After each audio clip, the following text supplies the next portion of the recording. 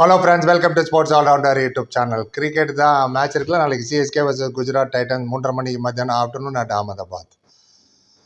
Right, எதுனா ப்ரிவியூவா எப்படி வேணால் வச்சுங்க. எம்எஸ் தோனி பற்றி நிறைய இருக்குது விஷயம் பேச. 5 டைம் சாம்பியன். இந்த சீசன் ஒன்லி 3 வின்னு தான் 10th ரேங்கில் இருக்கும். குஜராத் டைட்டன்ஸ் குவாலிஃபை ஆகிடுச்சு play off. At the moment top 2 இருக்காங்க. 1 and 2 ஃபினிஷ் ஆவாங்கன்னு நினைக்கிறேன். அது பார்ப்போம். லாஸ்ட் 2 சீசனாக நான் மோரை போட்டு கடைசி மேட்ச் சிஎஸ்கே மேட்ச் நடக்கும்போது மேட்சோட ரிசல்ட்டு குவாலிஃபைங் அதெல்லாம் கிடையாது. தோனி அடுத்த சீசன் இருப்பார், தோனி அடுத்த சீசன் இருப்பார். இதே கேள்வி தான் கடந்த 3-4 வருஷமாகவே போயிட்டுருக்கு. உங்களுக்கு ஞாபகம் இருக்கும்.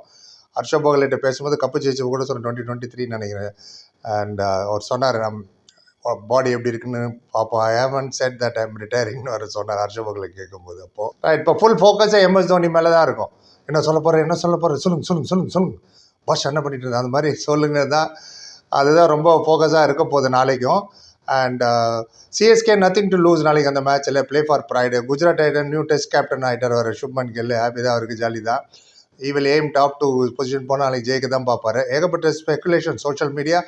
டோர்னமெண்ட் ஸ்டார்ட் ஆகிறதுக்கு முன்னாடியே ஃபேன்ஸ் எல்லாமே ஒரு pattern of dots and dashes on Thala T shirt அப்படின்னு ஒரு ட்ரைனிங் வரும்போதே அந்த டாட்னு ஒரு டிஷர்ட் ஒன்று போட்டு வந்தார். அது என்ன ஏது அப்படின்னு ப்ரீ சீசன் ட்ரைனிங் போய் எல்லாம் பேச ஆரம்பிச்சிட்டாங்க. கண்டுபிடிச்சிட்டேன், ஒன் லாஸ்ட் டைம்னு மோர்ஸ் கோடுன்னு புது கோடெல்லாம் கண்டுபிடிச்சாங்க.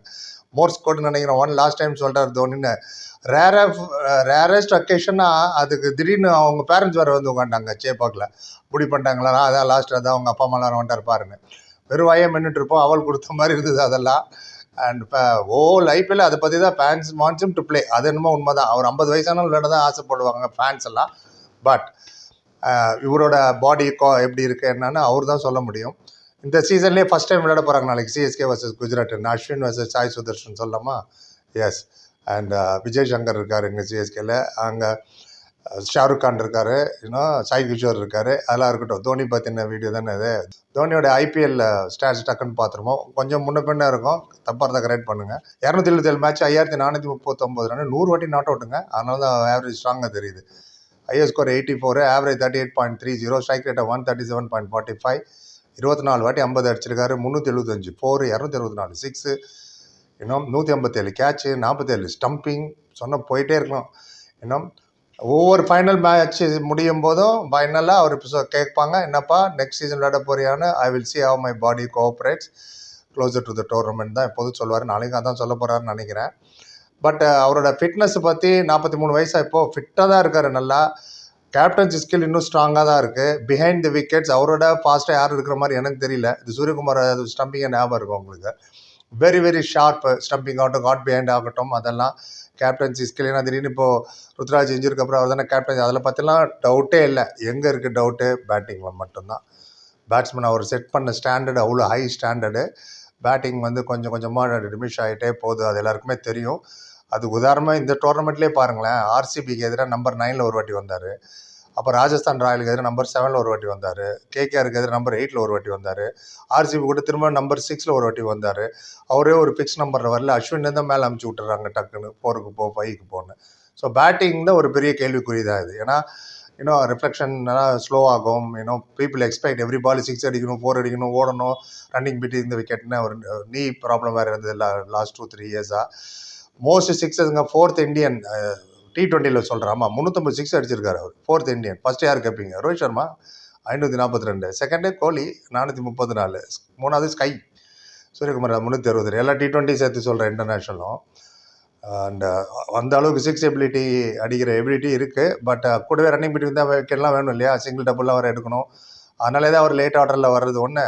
சரி, இவ்வளோ சொன்னியா, யார் ஜாஸ்தி 6 அடிச்சிருக்கான்னு ஒரு ஸ்டாட் சொல்கிறோம். மயக்கம் போட்டு ஊந்துடும். கெயில் 1058 6 அடிச்சிருக்காரு அவர் T20 மட்டும். எவ்வளோ 6 அடிச்சிருக்காரு? ஒன் லாஸ்ட் டைமா இல்லை அவள் டிசைட் லேட்டான்னு சொல்ல போகிறான்னு தெரியல. நீங்கள் என்ன நினைக்கிறீங்க ஒரு பற்றி விளையாடணுமா? ஆனால் இன்னும் இன்டர்நேஷ்னல் வரும்போது கரெக்டான நேரத்தில் கோலி கிட்ட டெஸ்ட் கேப்டன்சி கொடுத்தாரு 2014 ஆஸ்திரேலியா டெஸ்ட் சீரீஸில். அதே மாதிரி ஒன் டே இன்டர்நேஷ்னல் கேப்டன்சியும் நம்ம ஓகே வேணான்ட்டு விராட் கோலிகிட்ட கொடுத்தாரு 2017. ஸோ இன்டர்நேஷ்னலி என்ன பண்ணணும், எப்போ அதை இன்னொருத்தட்ட பாஸ் ஆன் பண்ணணும்னு அவருக்கு நல்லா தெரியும். ஈவன் ஸ்மூத் டிரான்சிஷன் வேணும்னு தான் ஜடேஜாவே கேப்டன் ஆகுது 2 வருஷம் முன்னாடி. பட் டோட்டல் ஃபெயிலியர் ஆகிட்டனால வேறு வழி இல்லாமல் திருப்பி தோனி கையில் வந்தது கேப்டன்சி.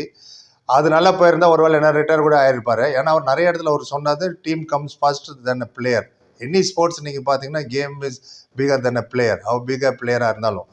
அதே மாதிரி ஸ்மூத் டிரான்சிஷன் தான் ருத்ராஜ் கெய்க்வாடுக்கும் போச்சு. அன்ஃபார்ச்சுனேட்லி இந்த சீசனில் அவர் இன்ஜூரி ஆகிட்டாரு. அகைன் திருப்பி தோனி கேப்டன்சி பண்ண வேண்டியதாகிடுச்சு. ஸோ பிக் அண்ட் சூஸாக விளையாடனாலும் பண்ண முடியாது, ஏன்னா அவர் கேப்டன் அவர் ஆகிட்டார். ஸ்ரீகாந்த் வேறு ஏதோ சொல்லியிருப்பாரு, கிருஷ்ணமாச்சாரி ஸ்ரீகாந்த் அவர் ரிட்டையர் ஆகி போயிடணுன்ட்டுன்னு. நீங்கள் என்ன நினைக்கிறீங்க இவரை பற்றி? விளையாடலாமா இன்னொரு சீசனு? என்ன keeping no problem at all, captaincy no problem, guiding to the youngsters no problem. But again என்ன ப்ராப்ளம்? பேட்டிங் தான். பேட்டிங்கில் தான் சொதப்பல் நிறையா நடந்துகிட்ருக்கு. பேட்டிங் ரொம்ப முக்கியம் T20யில். இல்லைனா மேலே டாப் ஓவர் 5 நல்லா ஸ்ட்ராங்காக இருக்கணும். அது இந்த மாதிரி இல்லை, என்ன பண்ணுறது?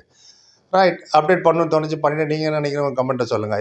அடுத்த சீசன் விளையாடணுமா வேண்டாமா, நாளைக்கு என்ன நடக்கும் அதுவும் சொல்லுங்கள். இப்படி பார்த்து like, comment, share and subscribe. Thank you so much.